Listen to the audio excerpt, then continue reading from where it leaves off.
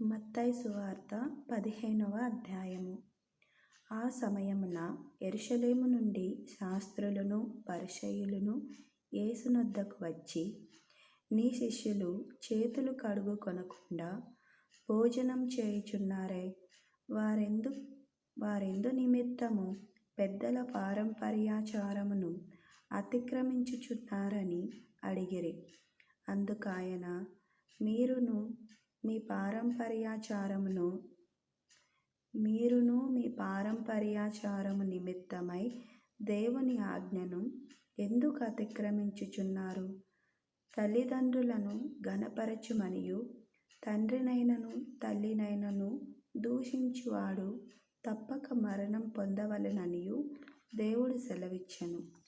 మీరైతే ఒకడు తన తండ్రినైనను తల్లినైనను చూచి, నా వలన నీకేది ప్రయోజనమగునో అది దైవార్పితమని చెప్పిన ఎడల, అతడు తన తండ్రినైనను తల్లినైనను ఘనపరచనక్కరలేదని చెప్పుచున్నారు. మీరు మీ పారంపర్యాచారము నిమిత్తమై దేవుని వాక్యమును నిరర్థకము చేయుచున్నారు. వేషధారులారా, ఈ ప్రజలు తమ పెదవులతో నన్ను ఘనపరచుదురు గాని వారి హృదయము నాకు దూరముగా ఉన్నది. మనుషులు కల్పించిన పద్ధతులు దైవోపదేశములని బోధించుచు వారు నన్ను వ్యర్థముగా ఆరాధించుచున్నారు అని యెషయా మిమ్మును గూర్చి ప్రవచించిన మాట సరియే అని వారితో చెప్పి, జనసమూహములను పిలిచి, మీరు విని గ్రహించుడి.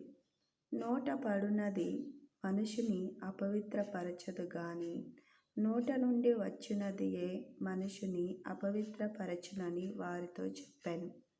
అంతటా ఆయన శిష్యులు వచ్చి, పరిసయ్యులు ఆ మాట విని అభ్యంతరపడిరని నీకు తెలియునా అని ఆయనను అడుగగా, ఆయన, పరలోకమందున్న నా తండ్రి నాటని ప్రతి మొక్కయు పెళ్ళగింపబడును.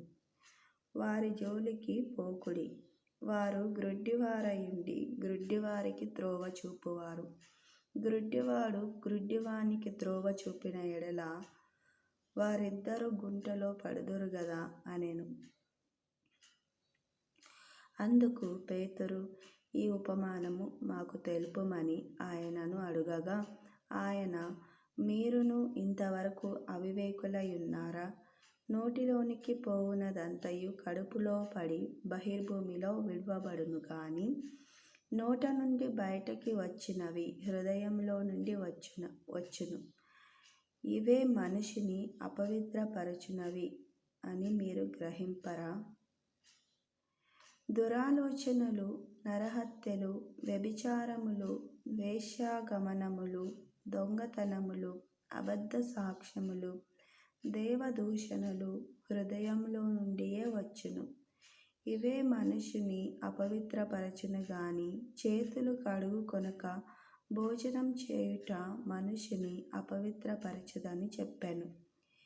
యేసు అక్కడ నుండి బయలుదేరి తూరు సీదోనుల ప్రాంతములకు వెళ్ళగా, ఇదిగో, ఆ ప్రాంతముల నుండి కనాను స్త్రీ ఒకటి వచ్చి, ప్రభువా, దావీదు కుమారుడా, నన్ను కరుణింపుము, నా కుమార్తె దయ్యము పట్టి బహు బాధపడుచున్నదని కేకలు వేసెను. అందుకాయన ఆమెతో ఒక్క మాట అయినను చెప్పలేదు. అప్పుడు ఆయన శిష్యులు వచ్చి, ఈమె మన వెంబడి వచ్చి కేకలు వేయుచున్నది గనుక ఈమెను పంపివేయుమని ఆయనను వేడుకొనగా, ఆయన, ఇశ్రాయేలు ఇంటివారై నశించిన గొర్రెల యొద్దకే గాని మరి ఎవరి యొద్దకును నేను పంపబడలేదనెను.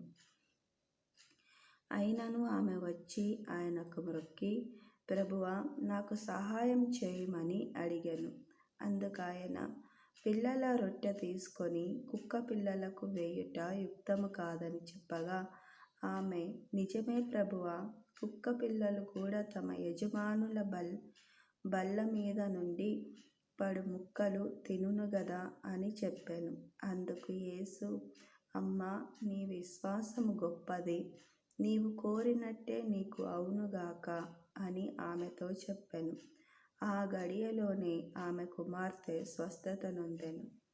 యేసు అక్కడ నుండి వెళ్ళి గలిలయ సముద్ర తీరమునకు వచ్చి కొండెక్కి అక్కడ కూర్చుండగా బహుజన సమూహములు ఆయన యొద్దకు కుంటివారు, గ్రుడ్డివారు, మూగవారు, అంగహీనులు మొదలైన అనేకులను తీసుకొని వచ్చి ఆయన పాదముల యొద్ద పడవేసిరి. ఆయన వారిని స్వస్థపరచెను. మూగవారు మాటలాడుటయును, అంగహీనులు బాగుపడుటయును, కుంటివారు నడుచుటయును, గ్రుడ్డివారు చూచుటయును జనసమూహము చూచి ఆశ్చర్యపడి ఇశ్రాయేలు దేవుని మహిమపరచిరి. అంతటా యేసు తన శిష్యులను పిలిచి, ఈ జనులు నేటికి 3 దినముల నుండి నా యొద్ద నున్నారు. వారికి తిననేమియూ లేదు గనుక వారి మీద కనికరపడుచున్నాను. వారు మార్గంలో మూర్ఛపోవుదురేమో అని వారిని ఉపవాసముతో పంపివేయుటకు నాకు మనస్సు లేదని వారితో చెప్పగా, ఆయన శిష్యులు ఇంత గొప్ప జన సమూహమును తృప్తిపరచుటకు కావలసిన రొట్టెలు అరణ్య ప్రదేశంలో మనకు ఎక్కడ నుండి వచ్చునని ఆయనతో అనిరి.